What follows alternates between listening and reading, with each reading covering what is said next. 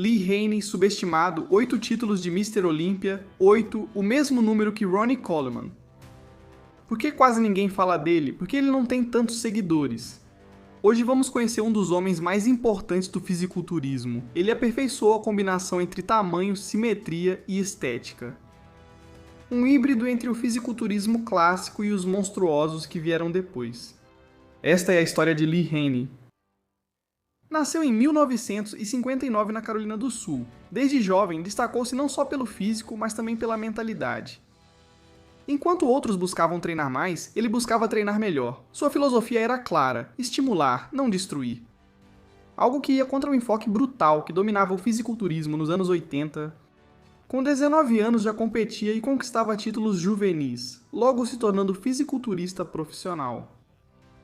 Vamos falar sobre sua ascensão à Olímpia. Em 1983, ele vence o NPC Nationals. Ele entra para a Elite. Apenas um ano depois, em 1984, ele chega ao Mr. Olympia. Foi aqui que algo fundamental aconteceu. O longo reinado de Arnold Schwarzenegger já era história. Frank Zane, Franco Columbu, Chris Dickerson, Samir Bannout. Eles venceram o Mr. Olympia, mas ficaram pouco tempo com o título. E então apareceu Lee Haney, maior, mais completo, mais equilibrado. E ele não parou. E aqui vem o domínio absoluto dele durante 8 anos consecutivos. E em 1987, o vencedor do Mr. Olympia em Gotemburgo é Lee Haney. Sim, 1984, 85, 86, um atrás do outro. 8 títulos consecutivos de Mr. Olympia. Os mesmos que Coleman, mais que Phil Heath ou Arnold. Ninguém podia competir com seu equilíbrio. Na época, ele não tinha um ponto fraco claro. Naquela época, as pernas, principalmente as posteriores de coxa, não tinham tanta importância e as pernas eram posadas de outra forma. O tronco era o mais valorizado. Ombros arredondados. Costas enormes, cintura grossa. Cintura estreita.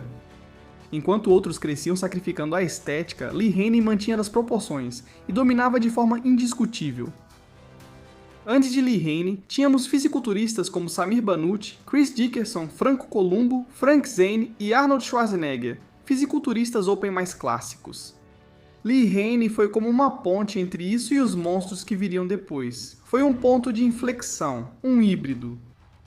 Depois dele viriam Dorian Yates e Coleman, e tudo mudaria.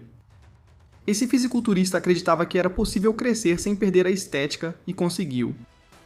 Ele tinha um físico de 1,80 m, entre 110 e 118 kg no palco, em seu auge.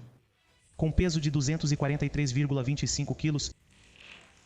Que hoje em dia seria um peso intermediário entre os melhores clássicos do mundo e os tops da Open.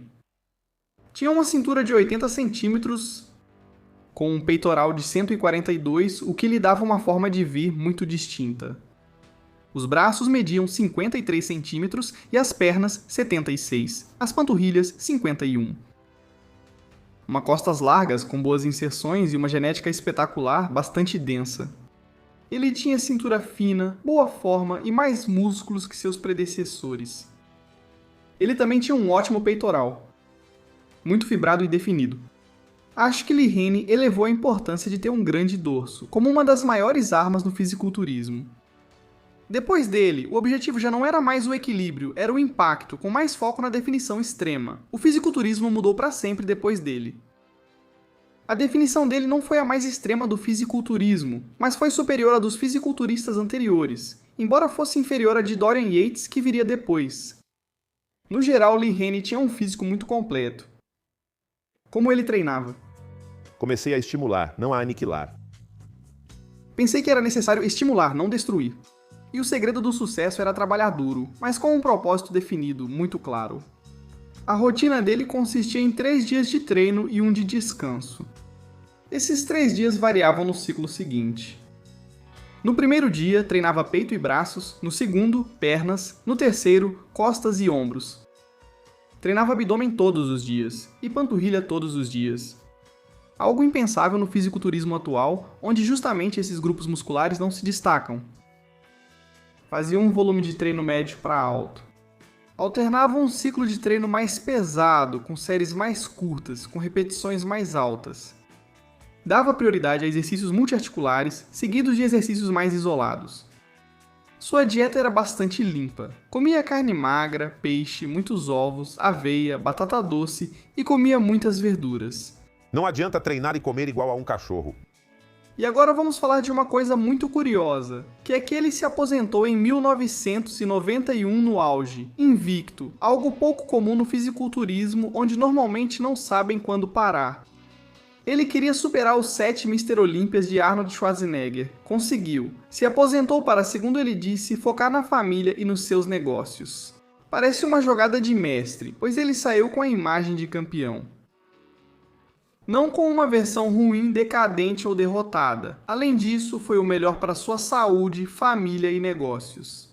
Ele tomou uma decisão inteligente, mas difícil, da qual pouquíssimos foram capazes de perceber. Esse cara quer bater meu recorde, que Lee Haney vai superar o de Schwarzenegger e tudo mais. E depois que ele fez isso e que ganhou o título de Mr. Olympia, eu me senti ótimo. Honestamente posso dizer isso, porque ninguém merece mais do que Lee. Chegando a esse ponto, acho que é inevitável fazer a pergunta. Se Dorian Yates veio depois e ganhou 6 Mr. Olympias, se Lee não tivesse parado de competir, Dorian Yates teria vencido mesmo assim no Mr. Olympia de 1992? Ou Lee teria conseguido chegar a 9 Mr. Olympias, sendo o maior da história em número de títulos? Quando Lee venceu Dorian em 1991, Dorian estava praticamente começando.